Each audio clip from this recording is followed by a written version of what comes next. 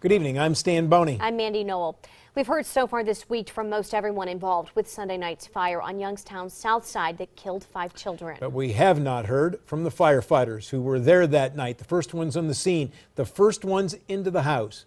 Tonight, 2 of them talk about what happened.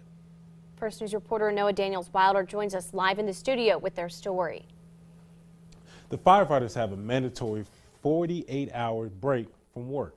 When I started talking to them, they were very emotional and feelings were still raw. But one thing I did notice is when they talked to others who were there that night and fought with them, they seemed to find some peace with what happened.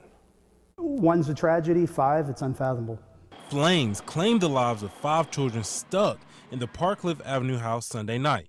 Captain Fred DeLuca has been fighting fires for decades. I've been to more fatal fires than I'd like to mention. This was a tough one. With how young the kids were, I don't think anything can really prepare you for that. Captain DeLuca, his men, and the ladder crew were the first ones to go inside the flame-engulfed home. While we were attempting to put out the fire, they were already in the house, going up the stairs to the 2nd floor to try and rescue the children. It was probably one of the hottest fires I've ever been to. John Carbon is captain of Ladder 24.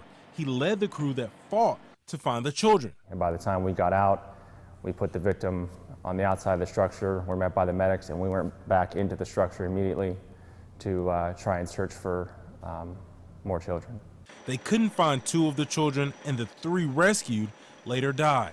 Everybody who works here has kids in that age range. Did you go home at all and hug your kids a little tighter? Sure, I did. I always do, but I did a little extra that next morning. Seeing death firsthand, it's part of our job, is always traumatic, even if you know what you signed up for.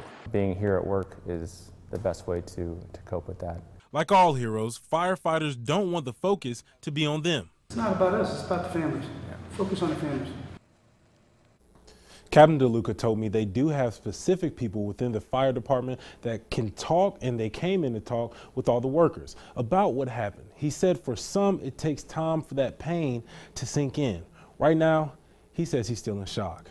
Live in the studio, Noah Daniels-Wilder, WKBN 27, First News at 10.